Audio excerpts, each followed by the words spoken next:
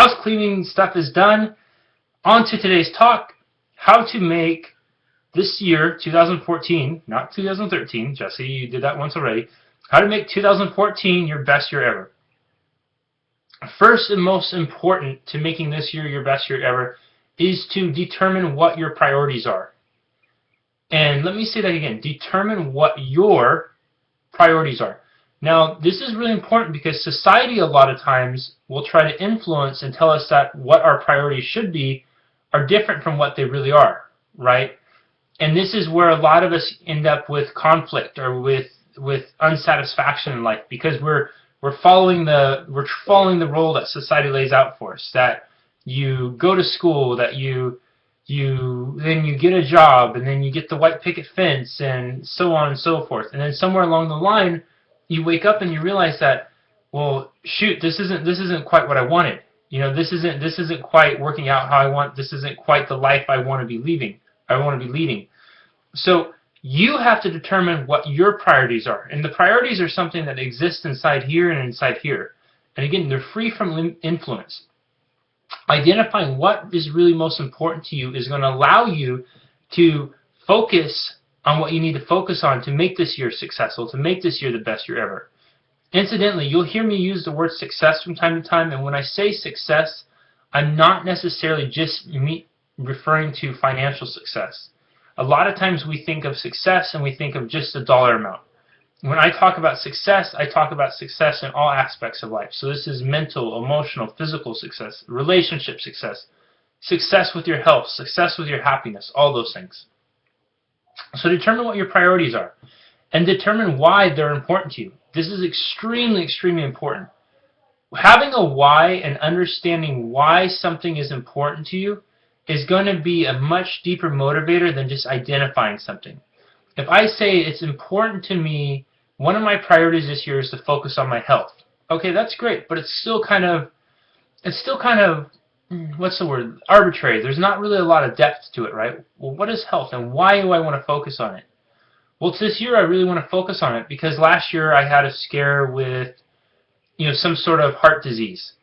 Or one of my good friends had gained 30 pounds and they went in for their physical and they said that their results came back equivalent to somebody who was 30 years older than them. And it frightened me. And I do not want to be in that boat. So this year I'm going to focus on my health. Or this year one of my priorities is to really make more free time with my friends. Well, why is that? Because, I realize that friends are getting older and life's going to be changing, and it really matters to me that, and I understand how much I value that time with them because that's when I'm so happy, so to make that a priority. Do you guys understand that? So it's really important to identify what your priorities are and why they are your priorities, why they are important to you, because the why is going to be the thing that helps you really connect with that spot inside of you and makes you realize the deeper reason why you're doing what you're doing, okay? And so a lot of things that people will come up with priorities are things like friends and family, your health, job. And when I say job, it's not necessarily saying my priority is to work all these hours this year. That's not it at all. It might be something like my priority is to create a better balance with my work and my life. Or my priority is to create a career that I can build around my life as opposed to building my life around a career, okay? Our priority could be something like travel, making it a point to travel more, making it a point to go and explore places, all those things, right? So identify what your priorities are and why. That's step one. Step two, you need to set some goals for each of them, okay? You need to set some goals for each of them. And I've had this conversation a couple times this week with coaching clients about goal setting. And this isn't to say, you'll hear a lot of people say, oh, you have to have concrete goals and you have to have a crystal clear, razor sharp vision. And that's what's going to ultimately guide you there. I have struggled with that a lot over the years because I would want certain things and want to achieve certain things, but I couldn't get the vision as clear because I didn't know what all the steps were to get there. I knew what a couple of them were, and I knew what a couple of them might be in the future, but I didn't know all the steps. And so I would get so frustrated because I'm thinking, well, these people are telling me that I need to be crystal clear and razor sharp focused and know exactly what it is I want to achieve it. And I don't think that's necessarily true. I think you need to have a rough idea of what you want. I need you to have a rough idea of what it is and a rough understanding of what it is you want and where you want to go. And then you kind of learn along the way. But it's important in that process of learning that you do set goals for the things that you do know, right? So if your ultimate goal, let's say, is to lose 100 pounds, you may not know exactly what it even looks like to be 100 pounds. It may be really hard to get that vision of yourself at 100 pounds, right? Because it's a ways away still. If you've never had the energy that what it feels like to be 100 pounds less, it may be hard for you to really connect to that. But what you can start with is, what does it take to get to lose 10 pounds? Okay, so set some goals. What does it take to get to lose 10 pounds, and why? Why do I want to lose 10 pounds? What am I going to feel like when I've lost 10 pounds, 10 of the 100? I'm going to be more motivated. I'm going to feel better. I'm going to have some confidence. I'm going to know that I can do this, that I can lose weight. I'm going to know that I'm capable of achieving goals, right? I'm going to know that if I can lose 10, I can probably lose 10 more. And then after that, I'm going to know if I can lose 10 and 10, I could probably lose another 10, right? So they give you some measurable things, and as you travel along that journey, the bigger vision is going to start to become more clear. Okay, things that you weren't able to see at the start line are going to become more apparent as you get closer to the finish line. It's going to be really hard to get a crystal clear vision of what the finish line is if you've never come close to it before, right? But as you're traveling along the road and as you're getting closer to that finish line, you're going to be able to see things differently. You're going to learn differently. If your goal is that 100-pound goal and you're starting at day one and you've never exercised before, you've never ate healthy before, you've never moved before and tried to alter your lifestyle at all, that's a hell of a lot of stuff to learn, right? And so if you start from the basics, okay, what is it like just to get in the habit of waking up and exercising? What is it like to get in the habit of eating pretty healthy throughout the day? And then you build off of that, right? So set those little mini goals for yourself. If your goal is to have a year where you're spending time with your friends, more time with your friends, well, why is that important? And what would be a mini goal that you could look for every week? Does it mean that every Thursday you're going to happy hour? Or does it mean that once a week you're going to lunch with at least one friend? And so if that's going to be the case, then every week, say Monday or Sunday, the day before, to prepare for it, you could be sending out emails or text messages to friends that you want to try to get together with that week, and just say, hey, do you have, I have this Wednesday at noon open for lunch. Who's free for it? Who's free for this? Okay? Setting those mini goals is going to allow you to start to realize things more frequently, and it's going to push you closer and closer and closer to making the bigger vision a reality. Okay? Step 1, determine your priorities. Step 2, set some goals for each. And again, for both of those, you want to have a why. Why are you doing this?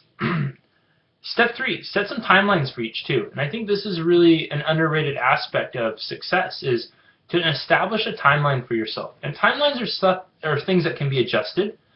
Timelines are things that can be altered because life's going to happen. But what timelines do is they give you accountability to a goal. And we're going to talk about accountability a little bit more next, but timelines really give you something to help you focus on. If we don't have a timeline, if we don't have a deadline, it's really easy for us to kind of slack off, right?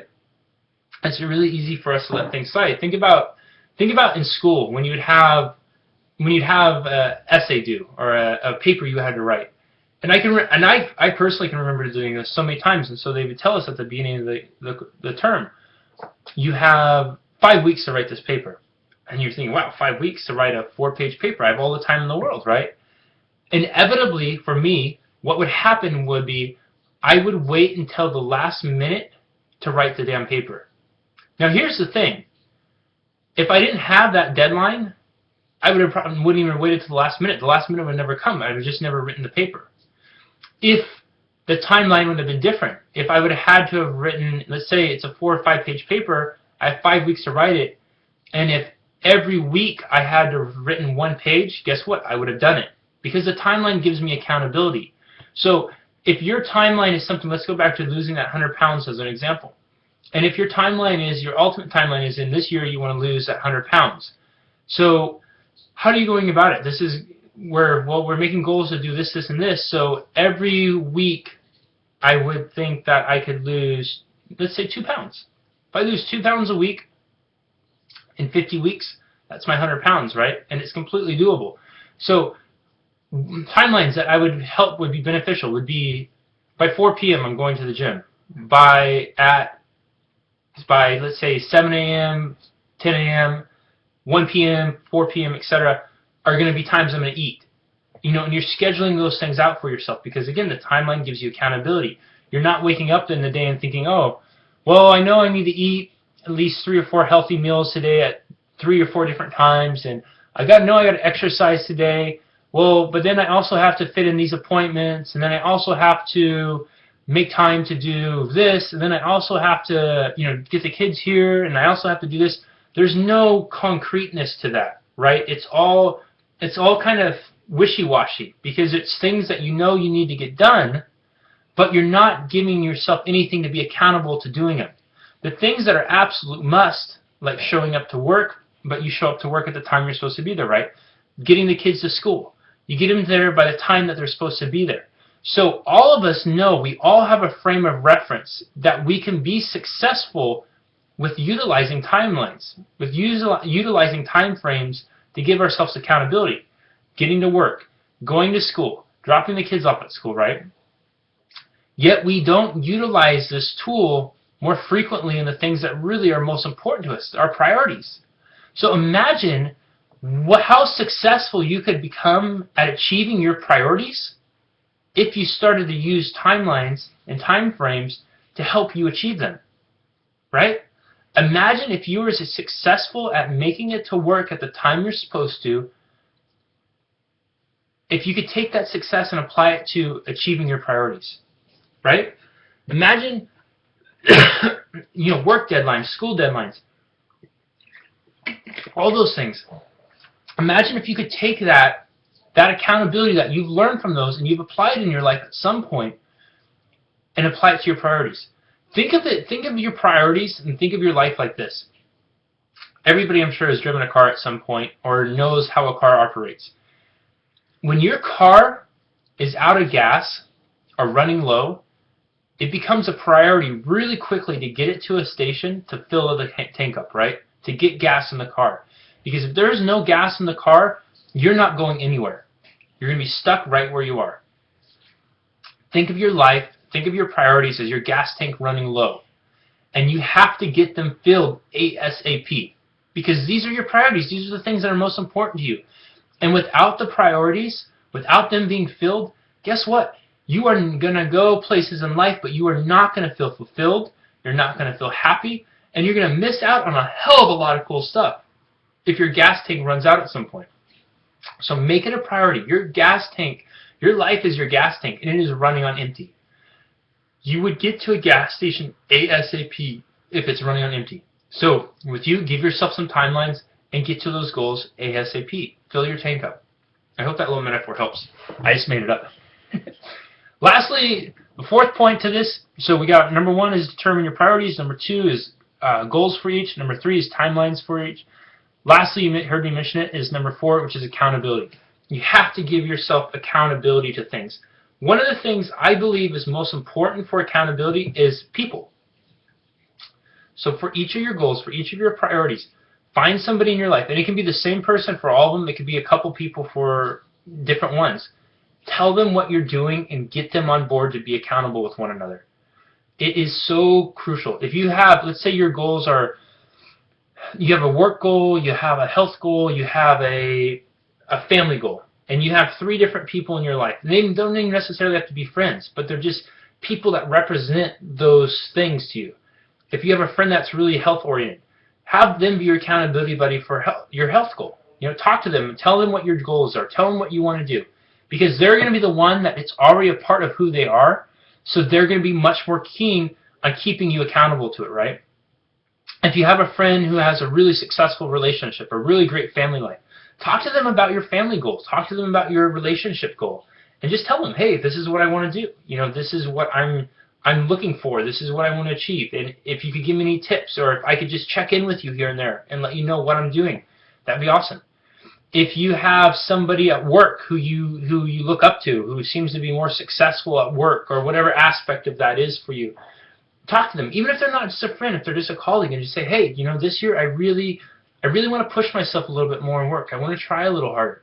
And if you could just help give me some accountability, if I could check in with you here and there, that would be awesome. Most people, and when I say most, I'm meaning like probably 99.7% of people are going to be stoked to have the opportunity to help you in your path. So reach out to people. And it's an amazing process to see what happens when people come together. I have this exercise accountability group that I do. And there's probably about 40 or so people in there. And I was reading everybody's comments this morning, and it's so cool because one or two people share some success story, and then you have 10 other people that are on there just telling them, good job, that's awesome, high five. And I'm just sitting there reading it, and it makes me feel good. It makes me feel inspired to see that level of love and support coming from them. And so that's one of the other things that really happens with accountability is that, yes, you're being accountable for your goals. Yes, you're working on your things and that you want to, but it inspires other people because other people see you start to achieve. Other people see you moving forward. Other people realize that you've overcome obstacles to get here. Other people see you basically drawing a line in the sand and saying, this is what I want for my life, and I'm not going to go back over here again.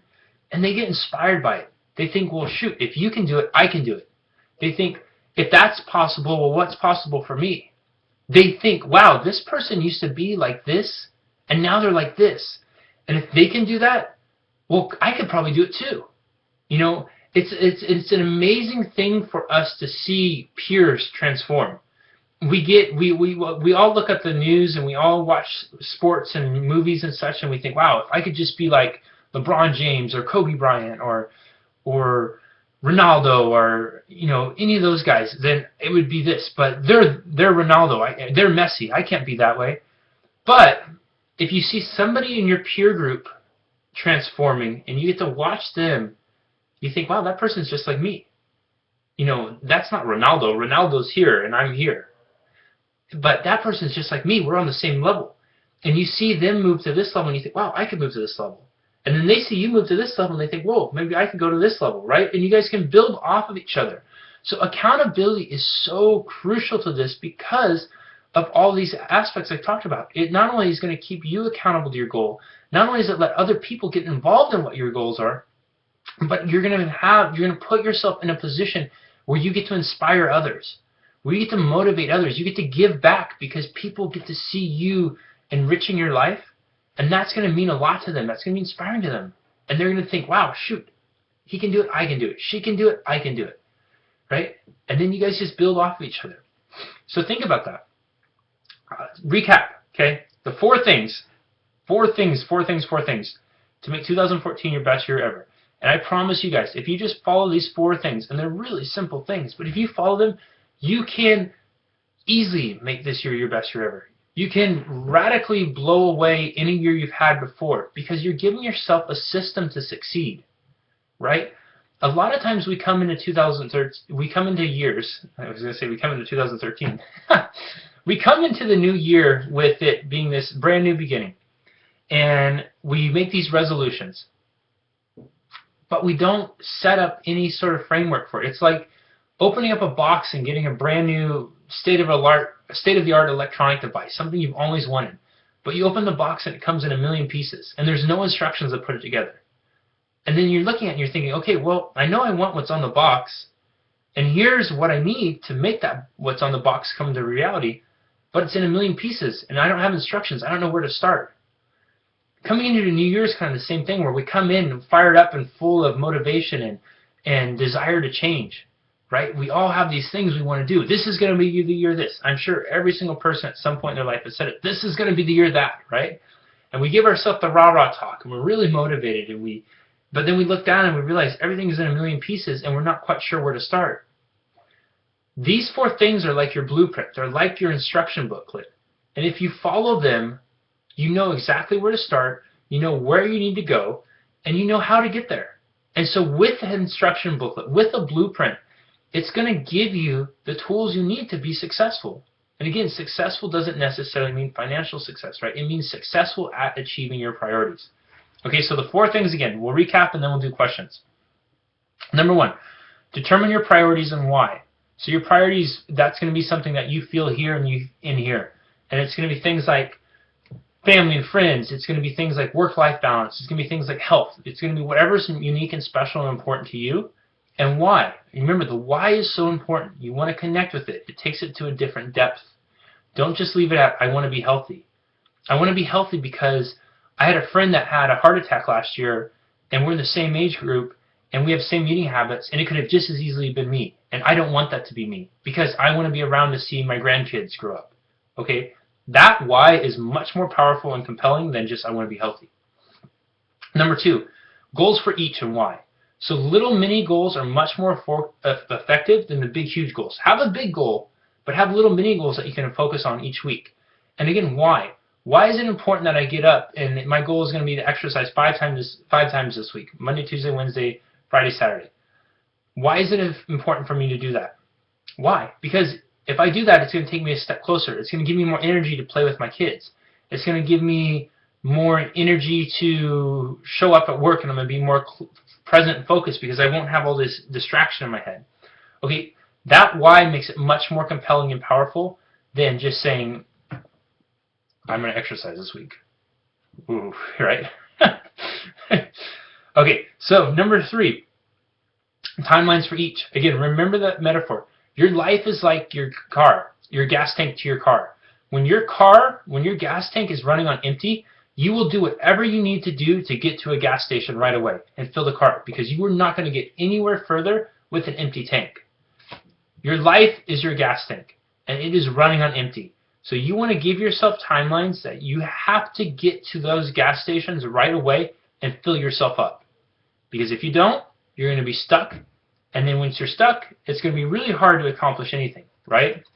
And you're going to be left in that place where you're not feeling fulfilled and you're not feeling happy. And for those of you who have been there, or those of you who are there right now, you know it is not a fun place to be. And so you want to get yourself out of there because there's some beautiful parts to life that can be enjoyed, which is making some changes. Lastly is accountability for each. I really recommend accountability people. Get one person for all of them. Get somebody for each aspect of it. Whatever that is, find people in your life to help hold you accountable. Not only will it help you succeed, but it's going to help other people succeed, and it's going to inspire people, which means you're now getting to contribute beyond yourself and you're getting to help others, which is, I think, one of the coolest things in life is when we get to a place where we can help others, especially when we can help them achieve their goals. And it doesn't mean that you have to do anything out of the norm. You just get to be a genuine person, helping them be accountable to what they need to do, what they want to do. Okay? Do you guys have any questions? Thank you so much. Well, not any questions, because you should have some questions, right? That's what I have for now. I hope this was helpful to you all. I hope you guys found some value in this. And what we'll do now is we'll open it up to question and answers. So thank you so much for being patient and not writing while I was talking. It really helps me to focus. And I think I have both chat windows going now, so you guys can fire away at questions. Go ahead. Questions. Who's got questions?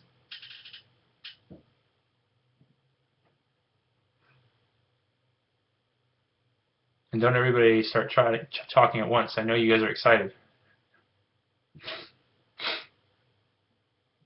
And I'm going to grab a sip of water, which I can't find right now.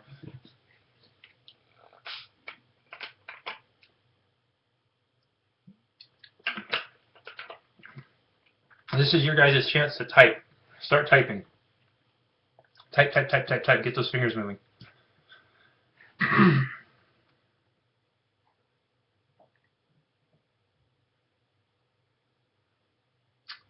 Okay, here we go. For someone with a disability, what advice for staying positive when people make comments? That's a great question. So with someone with a disability, first thing I would say would be get a role model, somebody to look to. So people who have quote-unquote disabilities, the people like Helen Keller or Stephen Hawking, they've done pretty well and they've accomplished some pretty remarkable things in their life with having disabilities. And those are just the first ones that popped in my head. I know the president of the United States, Franklin Delano Roosevelt, who was the president during World War II, he had a disability, and he did some amazing things. So A disability is a limitation from our perception, right? And again, if other people are talking about it, what does that say about their life, that they're so distracted in their life, they're so non-present in their life that they have to focus on somebody else's, right? And whatever they're saying, you can give them a reason for them to look at it as an inspiration. By your actions, how you choose to live your life with a disability, what you choose to do with it, how you choose to define it versus it defining you is going to also directly influence their comments. There's very few people, I think, that are going to say, when they see Stephen Hawking, they're going to say, oh, man, that poor guy. They're going to look at him and say, that is one of the most remarkable human beings, that he's accomplished all these things. He's accomplished what he's accomplished with the limitations that he had, but he's accomplished more than most people ever accomplish in multiple lifetimes. So think about that. Great question. When you talk about losing 100 pounds, I view mini goals as exactly the right way to attack it. Then I have pain every time I have to force me to raise my hands, wrist due to the fracture of each of my wrists. So I'm not quite sure what you're asking there, but yeah, is it hard to have pain? And I get it. Like I have pain in my back right now. Sitting here like this, you guys see me shift around, it's just because I feel pain in my back. But if you focus on the pain, then you become the pain, right? As opposed to focusing on the fact that you still have the ability to raise your wrists and hands, because there's plenty of people who don't. I could focus on feeling this pain in my back right now, but I don't want to do that because I know there's a lot of people who have it way, way, way worse than me. And so I'm grateful that I can, even without it. And the thing with pain is pain is some indicator that there's something a little off, right? So it gives us an opportunity to alert us to explore something that's going on there. Is there a way for me to help improve my back? Absolutely. And now it gives me a path and a proactive approach to doing it.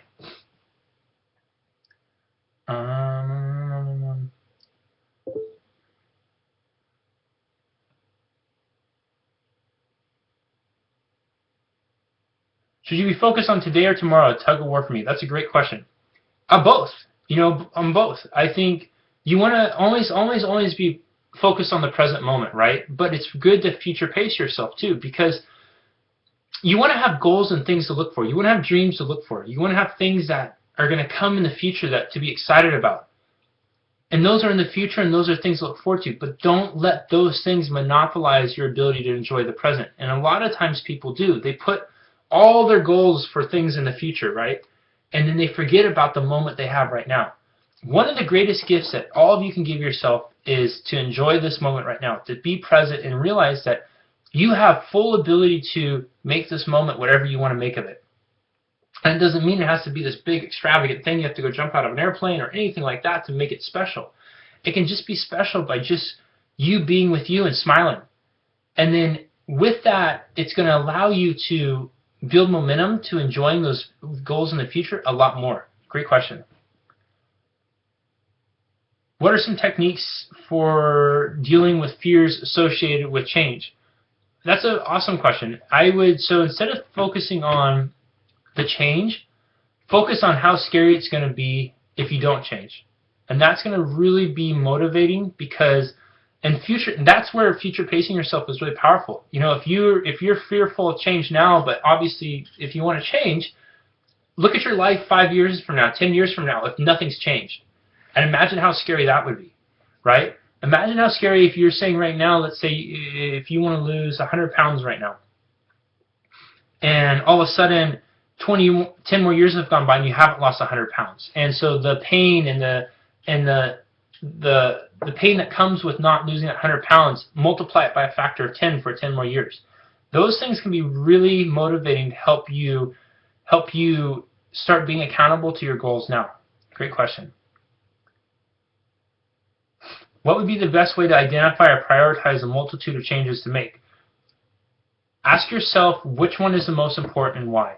And then you start there. And when we have a river of change in front of us, sometimes it's hard to figure out where to start. You want to start with the one that you feel the most in here. And you also want to start with the one too, so you want to start with the one that's most important to here, but then you also want to start with the one that's the most doable.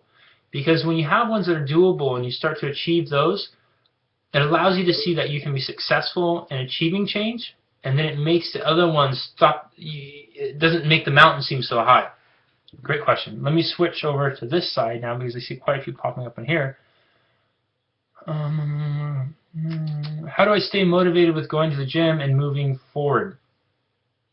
Again, determine why. This is why having a why is so important. If you don't have a reason, a purpose for going to the gym and moving forward, it's going to be really hard to stay motivated to it.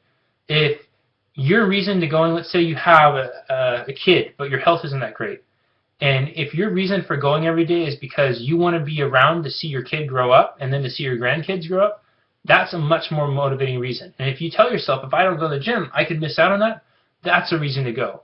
As opposed to, oh, fuck, I got to go to the gym today. Ugh. That is not going to get you there. It might work once or twice, but it's not going to work for a regular program. Good question.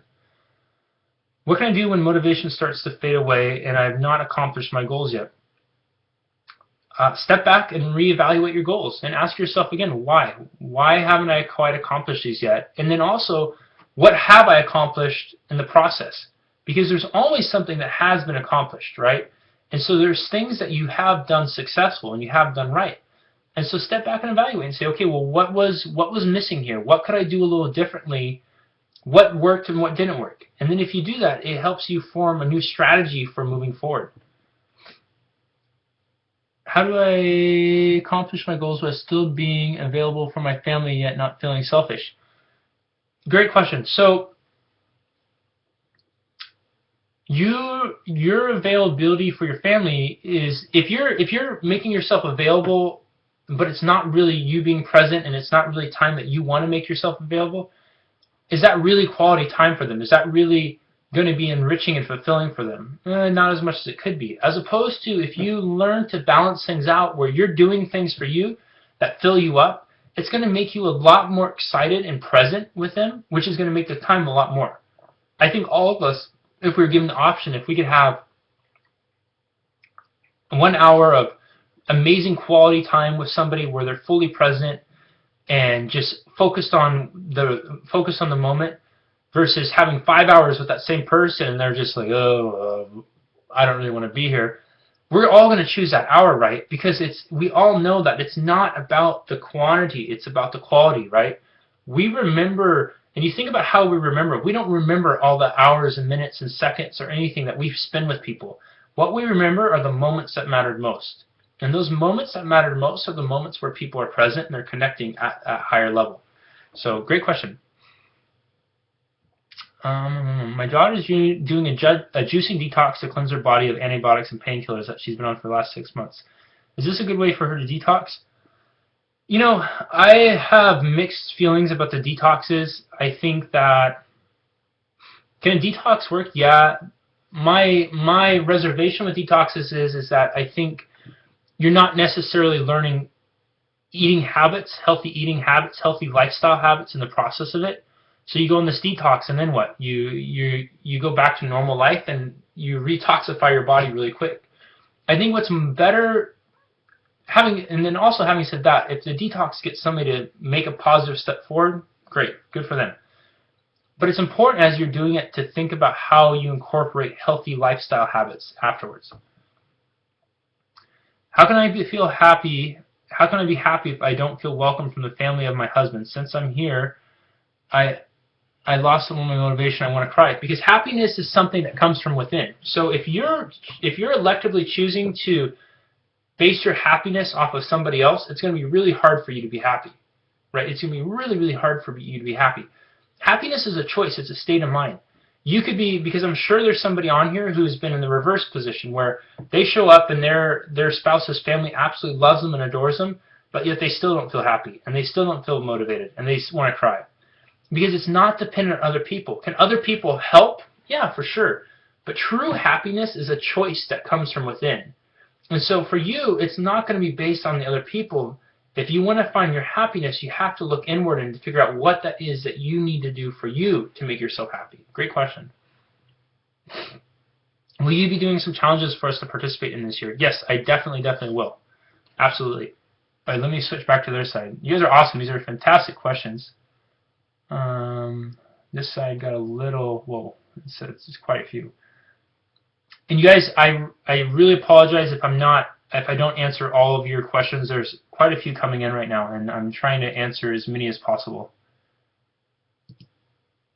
Okay, let me see where this started.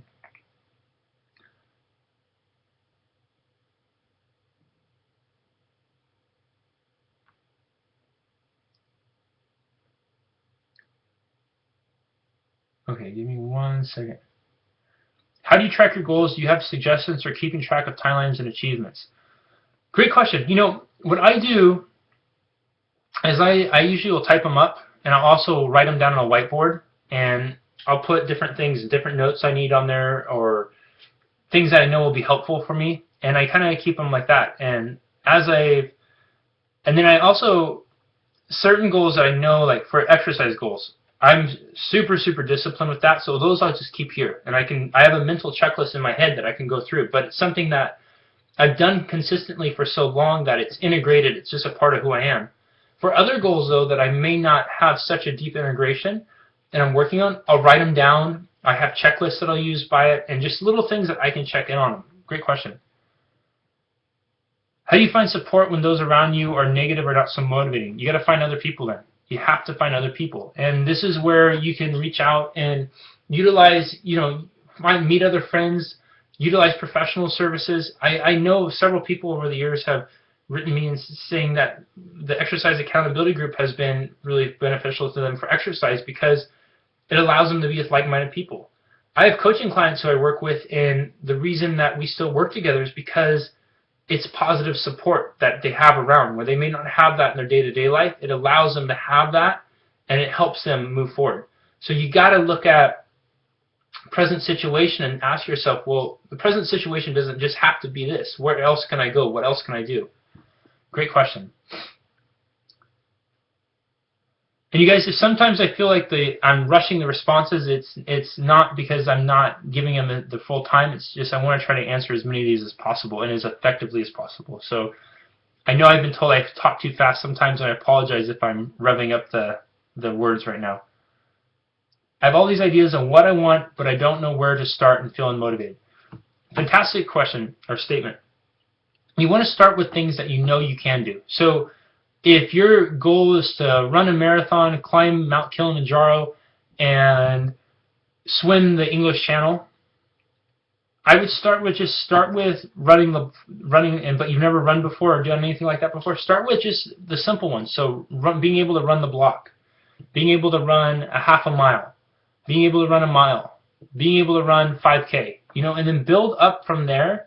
And then as you achieve those little ones, you're going to be able to get a better sense of how you work, how you function, and how you can ultimately achieve the bigger ones.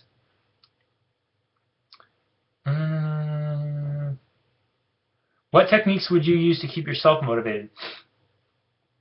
The same exact stuff I'm telling you guys. I give myself a why. I always try to tie things in that I'm doing to my purpose and my purpose for being here. And if I don't do it, what is it going to cost me? What am I going to give up for that? How can I stop binge eating? That is an awesome question, and it would be something that would be beneficial for us to talk more one-on-one, and not because I don't want to talk about it here, but binge eating and the motivation for it is different for different people. The reasons why is different for different people. And so I don't want to give you misinformation without understanding more specifically what is going on with you. I will tell you, though, that acknowledging it and being willing to share it in a public forum like this is a huge step towards stopping it, because it means that you're open to feedback, you're open to suggestions, you're open to learning, and it is something that you want to change. So I really appreciate you saying that, and feel free to send me an email. How do we balance a priority when life has other plans, e.g. cool job versus terminally ill parent? That's an awesome question. And you have to, so priorities are something that you have to ask yourself, okay, what are your priorities at that moment in your life, right? And when there's a fine line between balancing your priorities and giving up your life and happiness for something else. And would your terminally ill parent, would they want you to, are they going to appreciate and love your help? Absolutely. But are they going to want you to completely sacrifice your life for the sake of them? I don't know. That's a tough call. And if they do want that, is that going to be something that you're going to feel happy and fulfilled doing? Or is it going to be something that you can try to figure out a compromise for that? Again, every family dynamic is different. So you have to figure out what it is within it for you. And if you decide to do that, if you decide to be the full-time caretaker or be there all the time for them and give up on the cool job, you make peace with it and say, this is what's most important to me now. And you embrace that and realize that you're doing that because it is that. Make sense?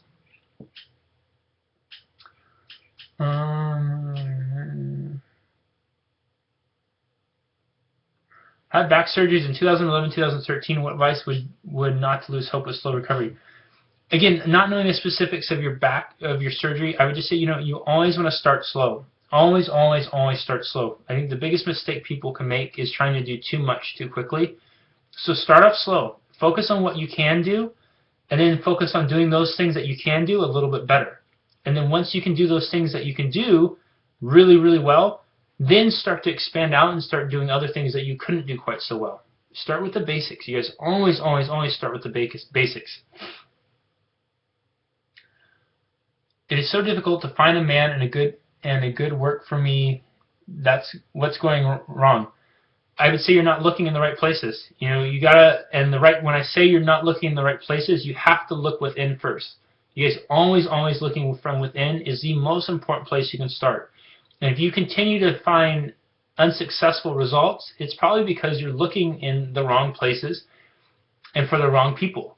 So look from within and figure out what it is you really want and why, and then start to identify that. And that is a really honest, hard conversation to have with yourself. We have to have those tough conversations with ourselves.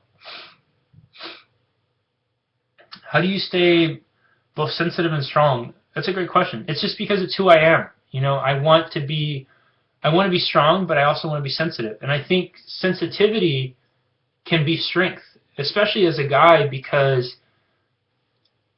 I think a lot of times for guys it's demasculating to not be sensitive. But I don't agree with that. I think it shows much more masculinity, much more strength, much more compassion to allow ourselves to be vulnerable, because it allows other people something more deeply to resonate with.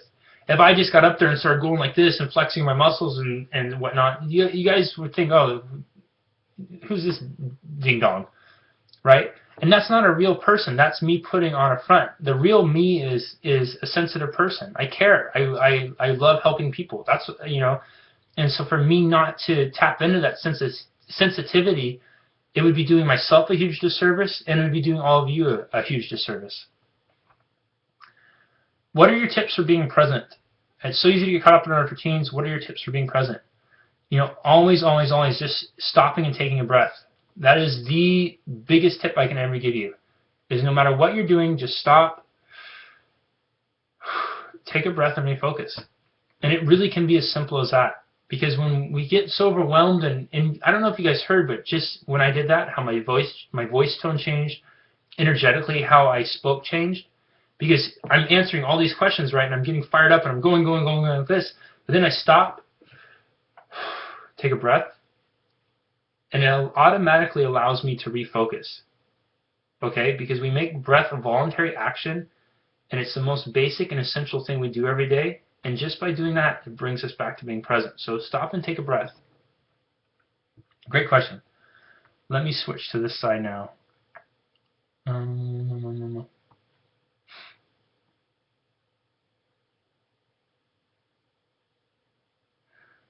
Oh, okay. I am a teacher, and we can easily get burned out because of everything we have on our plates each day. What can I do to encourage my fellow teachers not to give up and realize that our job matters? What you just said at the very end is the answer right there. Your job matters. You guys are entrusted with the responsibility of educating the future of the world, right? You guys have, and you know much better than I do, a lot of the kids that you guys are going to have are not going to have the best home lives. So they're coming to you, and you are going to be the difference maker to to how they move forward in life. I can totally remember the teachers who I knew really cared, the teachers who were really there because they cared about the kids, and the ones who were just doing it because of a job. I can remember them vividly. I can remember why they mattered so much. And so for you guys have a huge responsibility, right? And if it's your chosen profession, if that's why you're there, always connect to that. Always, talk to them about how the difference they can make, talk to them about how you can remember the teachers when you were a kid that really mattered, that were really there because they cared. Re-engage that memory to them, and it'll help them reconnect with their reason for being there. Great question. Assuming that my goal is to improve a relationship with a familiar, but the person that makes it very difficult to approach, i.e. puts many obstacles, what do I do? Great question. So if that person is creating obstacles to you creating a better relationship with them, and if they're doing it intentionally, I would start by asking myself, why am I wanting to really work on this relationship? Because it seems like it's not a give and take. It's a give, take. And is that going to really be a relationship that's going to give you fulfillment in the future? You can change yourself, but you can't change other people, right? And if the other person is unwilling to change, is unwilling to dance with you, it's always going to be, no matter what, even if you get the relationship, it's always going to be something where you are chasing after them and you're giving way more than you're receiving in the end. You're not getting the same level out of the relationship. So great question. What is best exercise for building muscles in the back? Pull-ups. Pull-ups are always going to be pull-ups in a rowing motion. And you can just get a band. You could even use your body weight and just pull against something. But pull-ups and rows are awesome. I know what I want to do as a career, but financially I feel it's out of reach. Any tips? Don't start with the biggest numbers. If your goal financially is to make $1 million in a year, that's an awesome goal. But start with a more manageable number. Say your goal is to make $20,000 in a year, or $30,000, or your goal is to make $5,000 more than you made before. Start with those goals, those incremental goals like that, because it's a lot easier to figure out what it's going to take to make that smaller increase than it is going to be to make the bigger one. But as you're successful with making those small increases, it's going to make the bigger ones much, much more achievable. Great question. How do you stay positive after the loss of a loved one? This goes back to, you guys have all heard me say this, I'm sure, at some point, but it's how you choose to live your life after someone you've loved is gone is ultimately how you're going to honor them. And for me, it's so important for me to honor the people who I've lost. And again, staying positive and being sad and mourning a loss are two different things, right? You can be sad and mourn a loss, but still be positive, still have a positive outlook on life. It doesn't mean that because you lose somebody, all of a sudden the world's a horrible, shitty place. That's not it at all. When you lose somebody, it's painful, and there's sadness, and you experience sadness at different times in different ways. And and there's no time frame for when that stops. I still get sad thinking about my dad sometimes, or I still get that sad thinking about Gabe, my friend who committed suicide at times. I do, and it'll just be random things that will come up when I think of it. But it doesn't mean that sadness is going to dictate my life, because if I allow it to, that's ultimately how I'm honoring them, and I would never want to honor their memory that way. Great question. Let me switch back to the other side. We have time for about 5 more questions. So let me find 5 awesome questions here. There's quite a few to scroll through.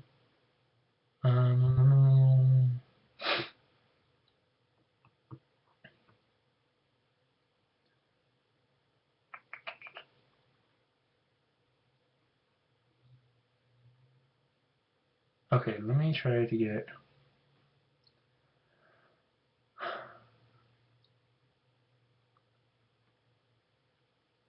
Oh wait, what is one step for changing a negative mindset?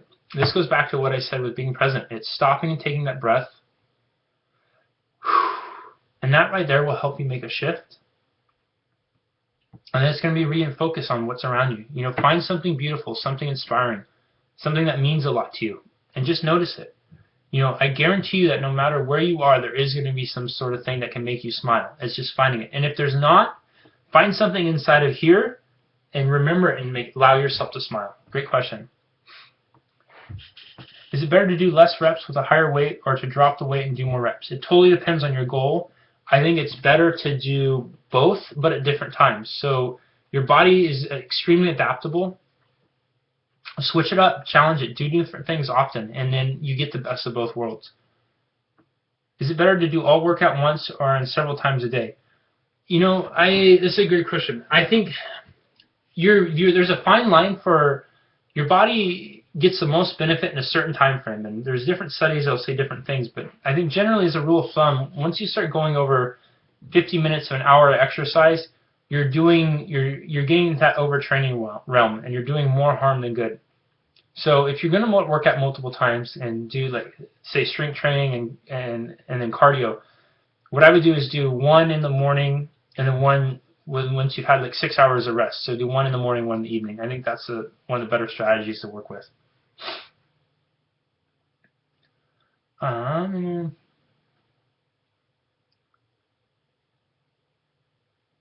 At 27, I still haven't found a clue on what career I want to do, and I hate my job at the moment. Awesome question. So instead of focusing on the career you want, focus on the life you want to live. And then once you figure out what life you want to live, focus on finding a career that will support that. Because it's going to be really hard to find a career that you love if all of them are going to detract from your life. So focus on the life you want to live and then find a career that will help support that.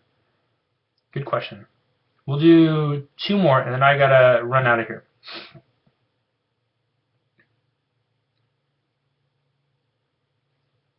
Let me find 2 that I think will be pretty broad. How does one stop self-sabotaging? Great question. You stop self-sabotaging by, again, this goes back to the why. Why am I doing this? Why am I sabotaging myself? And there's a reason why you're doing it. So if you can uncover that reason, it's going to help you do it. Sometimes it's going to be really hard to uncover that reason. And I can tell you, I spend a ton of time working on this very thing with coaching clients because people know they want to change, but they somehow keep sabotaging themselves. There is a reason why. I promise you, there's always a reason why. So figuring out what that why is, why you're sabotaging yourself, will allow you to stop doing it. Let's do one more question. Let me see. What if removing negative people from your life includes your own mother? My family makes me feel very guilty, but it's my mental health. It is a lost cause if she's equivalent of a bad marriage. That's a fantastic question. You guys, sometimes some of the toughest choices we make in life are having to create separation, create distance from the people who we're close to. But in this example, what is it for those of you who are moms out there, you can back me up. I'm obviously not, but for those of you who are moms, what's the role of a mom? It's to love and support and nurture your child, right? It's to be his or her #1 fan at any age. So if a mom is not doing that, she's kind of blown the job, right? She's not really doing her mommy duty. And it is not your job as a child, especially as an adult child, to sacrifice your life and your happiness to try to appease her. That's not the case at all. You're your own person, you are your own individual, and you have your own life to live. If you cannot, and you're not going to be able to change them and how they feel, the one way you can do that is you change your own behavior and start doing things differently and start doing things more for you. And maybe then they can look at it and realize, wow, I'm really blowing it here by not by being this way. And maybe it inspires them to change. Maybe it doesn't. But no matter what, you are putting yourself on a proactive way to live a better life. Okay? You guys, I have to run. Thank you so much for all the awesome questions and for taking your time to be here. I'm sorry I could not answer them all. And I really appreciate all the participation. If you guys have questions, comments, feedback, you can definitely leave them on the Facebook page, on the 1000 Challenge page. And let's see what else. We'll do another one of these again soon. And yeah, you guys, I'll post there's going to be a recording for this, so if you missed it or if you have friends and family that you'd like to share it with or something, please feel free to do so. They can access the recording. And you guys, 2014 can be your best year ever. It really can. You just have to challenge yourself to make it so. Do the things that we talked about today. Implement some of the strategies we talked about in the Q&A time. And if those things still aren't working, reach out. Find people in your life. Find a coach, a trainer, a minister, a priest, whoever it is that can help you. Find somebody that will help you and commit to allowing them to help you. Commit to doing the work so you can make those changes that you want to make. Because once you do that, you guys, your life, what can happen with it is just it's unbelievable. I feel like one of the greatest privileges I've had is to be able to see some of the amazing transformations with clients of mine. Watching people go from being in this unhappy, powerless place to being happy and fulfilled and feeling powerful and capable of doing anything. And it's life-changing for them. And so that is available to all of you. You guys just have to be willing to look inside. And so there you have it. You guys, okay, thank you again so much for showing up. Again, thank you for spending your time with me today. We'll definitely do another one of these again soon.